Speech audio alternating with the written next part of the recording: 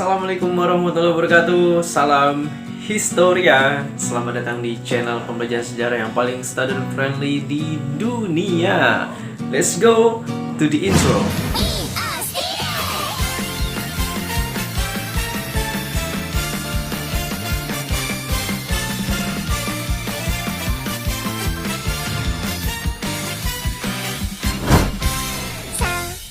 Halo, semoga semua pada sehat dan berbahagia ya. Dan pertama-tama Bapak mau mengucapin selamat bergabung ya kepada siswa-siswi baru SMK Negeri 1 Sijuk. Selamat menjadi keluarga besar kami ya sebagai angkatan kedua. Dan semoga Anda semua menjadi siswa yang berprestasi ya, membanggakan orang tua dan sukses ke depannya. Jadi selamat dan semangat menuntut ilmu di sana. Oke. Dan kata orang tak kenal maka tak sayang ya. Jadi bagi kalian-kalian ataupun bapak yang belum pernah ketemu sama kalian, perkenalkan, nama bapak adalah ini ya, panjang ya, tapi cukup panggil Pak Egi saja kalau nanti ketemu. And hello, this is your history teachers. Inilah guru sejarah yang akan mengampu pelajaran sejarah Indonesia kalian. Jadi nanti Bapak juga pengen kenalan dong sama kalian. Nah, jadi nanti di akhir video ada tugas kecil buat kalian ya. Jadi ikuti terus. Dan pada kesempatan atau pertemuan pertama kali ini, konten pertama ini, kita akan berkenalan dengan ilmu sejarah itu sendiri ya. Jadi daripada berlama-lama dan daripada penasaran juga, let's go to the materi. Yuk teman-teman, kita kenalan dan lebih akrab dengan ilmu sejarah. Nah, jikalau seandainya kita ingin kenalan, kita mulai dengan definisi atau pengertian dari ilmu sejarah itu sendiri. Sejarah berasal dari kata syajarotun yang dalam bahasa Arab berarti pohon dan juga berarti akar, keturunan, asal-usul, riwayat, dan juga silsilah. Nah, dari bahasa Arab inilah terjadi kata serapan ke bahasa Indonesia, yakni sejarah, yang berarti segala masa lalu umat manusia dalam hubungannya dengan masa kini dan masa yang akan datang. Adapun ciri-ciri sejarah, yang pertama dia unik atau hanya sekali terjadi, kemudian tidak berulang dan berpengaruh besar. Yang selanjutnya, ruang lingkup ilmu sejarah. Tentunya berkaitan dengan unsur-unsur ilmu sejarah itu sendiri. Nah, apa aja sih Pak yang termasuk dalam unsur ilmu sejarah? Baiklah, yang pertama adalah ruang. Tentu saja, karena ruang merupakan tempat terjadinya suatu peristiwa yang menjadi bukti sejarah yang nyata.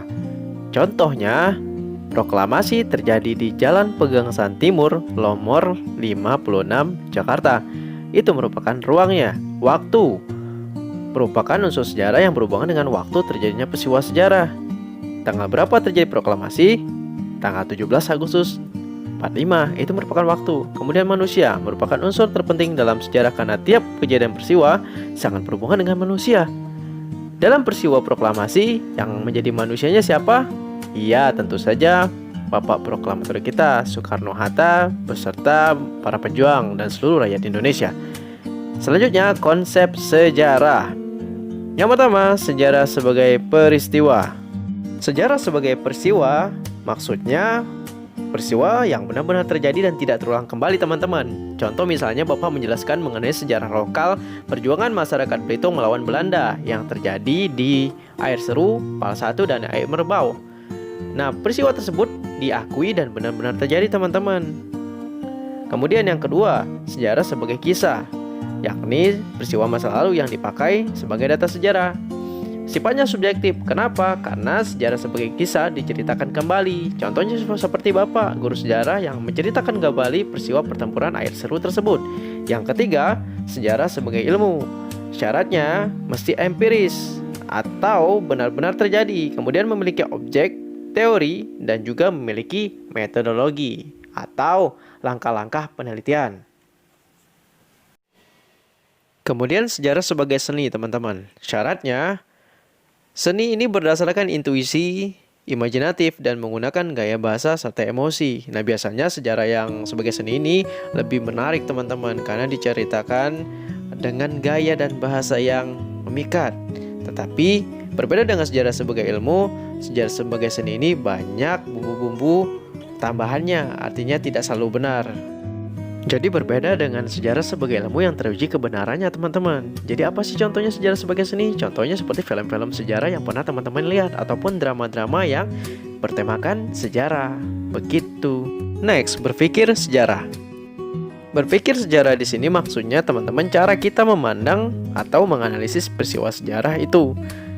Hanya ada dua teman-teman cara berpikirnya. Yang pertama sinkronik, artinya meluas dalam ruang tetapi pendek dalam waktu. Jadi berpikir secara sinkronik itu kita menganalisis suatu peristiwa pada intinya saja. Contohnya menjelaskan tentang suasana pada saat tragedi proklamasi 17 Agustus tahun 45. Nah, kita hanya berfokus pada satu peristiwa itu saja. Jadi mendalam bahasanya teman-teman, tidak menyebar ke peristiwa-peristiwa yang lain, atau disebut juga dengan periodisasi. Jadi waktunya dibabak, difokuskan pada waktu tertentu bahasanya. Yang kedua, diakronik, artinya menyempit dalam ruang tetapi panjang dalam waktu. Kebalikannya. Jadi berpikir diakronis ini sangat mementingkan proses terjadinya sebuah peristiwa. Contohnya, memahami proklamasi 17 Agustus 45 dengan menelusuri jejak sejak masa Belanda. Jadi kalau tadi kita membahas itu fokus pada peristiwa proklamasinya, ini kita runut ya, atau kita kronologikan dari sejak masuknya Belanda, bagaimana prosesnya hingga terjadi peristiwa proklamasi itu, dari Belanda masuk Jepang hingga kita dapat momen untuk melakukan proklamasi. Yang selanjutnya, kegunaan ilmu sejarah. Nah, apa sih kegunaan ilmu sejarah ya? Apakah cuman pelajaran yang bikin ngantuk tuh, kayak T-Rex tuh ngantuk terus ya, nguap terus hai gitu ya. Nah, kegunaan ilmu sejarah yang pertama adalah jeng-jeng, fungsi edukatif, yakni berguna sebagai bahan dan media di bidang pendidikan. Ya, kayak tugas Bapak lah salah satunya ya, mengajarkan bagaimana nilai-nilai, semangat juang ya, mentalitas, karakter yang coba secara tanamkan kepada generasi muda, tentunya kepada Anda sekalian gitu. Kemudian yang kedua, fungsi rekreatif, fungsi sebagai sarana yang memberikan hiburan. Nah, ini yang membuat siswa-siswi pariwisata itu penting dan perlu mempelajari sejarah. Karena apa? Kebanyakan objek-objek sejarah lah yang menjadi ikon wisata suatu daerah. Jadi paling tidak khususnya jurusan usaha perjalanan wisata itu harus tahu objek sejarahnya, kemudian ceritanya yang disampaikan nanti kepada konsumennya. Kemudian yang ketiga, fungsi inspiratif yang digunakan sebagai bahan inspirasi dalam kehidupan. Contohnya Bapak terinspirasi tokoh panutan kita Nabi Muhammad, bagaimana perjuangannya ya, kecerdasannya yang membawa kita dari masa yang jahiliyah ke masa yang terang benderang sekarang. Dan oh ya, Bapak terakhir tadi ada yang kelewat, fungsi instruktif ya. Itu menjadi landasan biasanya sebuah negara untuk melakukan kebijakan. Itu juga dari sejarah ya, mempelajari lewat sejarah itu sendiri. Kemudian tradisi sejarah. Nah, ini tentang bagaimana cara masyarakat dalam mewariskan sejarahnya teman-teman. Yang pertama adalah tradisi lisan, yakni cara masyarakat praksara dalam mewariskan sejarahnya. Yang dulu, orang-orang tua kita dahulu itu menceritakan sejarah dari mulut ke mulut. Contohnya, example seperti folklore atau cerita rakyat, mitos biasanya tentang dewa-dewi, kemudian legenda tentang terjadinya suatu tempat. Contohnya misalnya Belitung ya, ada legenda dulu Balitung, Bali terpotong, tentang Raja Brekor dan lain-lain. Kemudian ada dongeng contohnya seperti Si Kancil misalnya ya, si Kancil anak nakal suka mencuri hatimu. Iya, apalah terserah. Kemudian yang selanjutnya ada tradisi tulisan. Nah, bagaimana cara masyarakat Asara dalam mewariskan sejarahnya? Menulis dalam berbagai media, bisa batu, daun, kulit pohon, kertas, dan sebagainya. Contohnya, prasasti, kitab kuno, dan lain-lain. Jadi teman-teman, yang dikatakan sejarah itu adalah yang ditulis, yang diabadikan gitu ya. Jadi kalau seandainya teman-teman nggak rajin nulis ya, nanti tidak dikenal sejarah ya. Jadi jago-jagolah nulis, sering-sering nulis. Oke. Yang selanjutnya, penelitian sejarah, disingkat Harry Fergie Intan Historis. Apa itu Pak Guru? Oke, kita langsung jabarkan. Yang pertama, heuristik atau pencarian sumber. Nah, tahap yang pertama ini ya, para peneliti sejarah itu mencari bukti-bukti ya, dicari ya, baik itu bukti secara dalam bentuk benda, dalam bentuk lisan ya, dalam bentuk tulisan, baik itu sumber primer, sekunder. Kemudian yang kedua, diverifikasi, dilakukan pengujian sumber atau kritik sumber baik internal maupun eksternal. Itu penting agar tidak terjadi hoaks atau data sejarah yang bohong. Tahap yang ketiga disebut interpretasi atau penafsiran fakta. Nah, data-data yang sudah diuji, sudah dikumpulkan, disaring dan dianggap benar tadi, data-data sejarahnya itu disusun bagaikan puzzle, ditafsirkan ya menjadi alur cerita sejarah untuk menuju ke tahap yang terakhir. Tahap apa? Hayo, ada yang tahu tahap apa? Ya, tahap historiografi atau penulisan sejarah. Tahap akhir dari penelitian sejarah itu, teman-teman. Jadi buku cetak yang teman-teman baca ya, kemudian buku sejarah yang kita baca baik media cetak maupun di internet itu nggak mudah, teman-teman. Mereka sudah melalui peristiwa yang panjang gitu. Kemudian historiografi ini terbagi menjadi 3, yakni tradisional, kolonial, dan nasional. Dan ya, itu saja penjelasan dari Bapak untuk episode yang pertama, pertemuan pertama kita kali ini. Selanjutnya kita kembalikan kepada host kita, Historia. Headshot. Oh, udah mulai ya?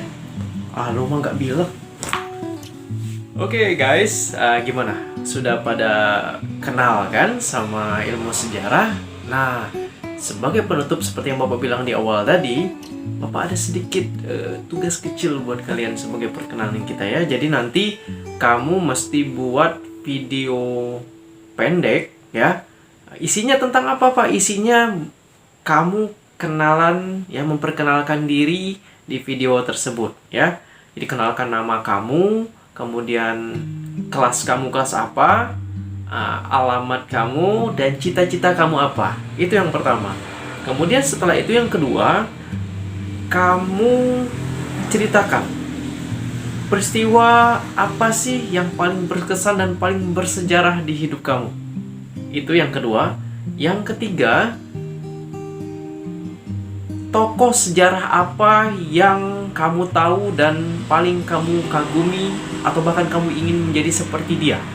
Ya, ceritakan siapa tokoh sejarah itu. Dan yang terakhir, penting gak sih belajar sejarah menurut kamu? Ya, ceritakan pendapat kamu ya, buat sekreatif mungkin videonya ya, kepercayaan dirinya dan bagaimana penyampaiannya, itu yang Bapak nilai. Video yang sudah jadi nanti di-upload ke IG atau Instagram boleh, di YouTube juga boleh, tapi saran Bapak di Instagram saja. Dan jangan lupa follow IG Bapak di bawah ini, lalu tag video tersebut agar bisa Bapak cek ya nanti videonya. Paling lambat nanti hari Minggu sebelum pembelajaran di minggu depan. Tanggal berapa itu, Pak? Tanggal 26 hari Minggu ya. Jadi nanti di hari itu Bapak sudah nilai hasil videonya. Dan jangan lupa kamu catat di buku catatan kamu, ringkas saja materi yang ada dalam video ini. Jadi sambil menonton sambil ringkas, nanti hasil catatannya itu akan Bapak cek pada pertemuan secara langsung di kelas ya. Nanti akan Bapak paraf, akan Bapak nilai catatannya, dan tidak lupa akan Bapak tanya, Bapak acak ya salah satu di antara kamu, bagaimana pemahaman kamu terhadap materi secara online ini. Oke, itu saja materi atau pertemuan yang bisa Bapak kasih pada pertemuan kali ini. Sampai jumpa di pertemuan daring online selanjutnya. Semoga semua diberikan kesehatan ya. Sampai jumpa lagi. Salam Historia. Wassalamualaikum warahmatullahi wabarakatuh.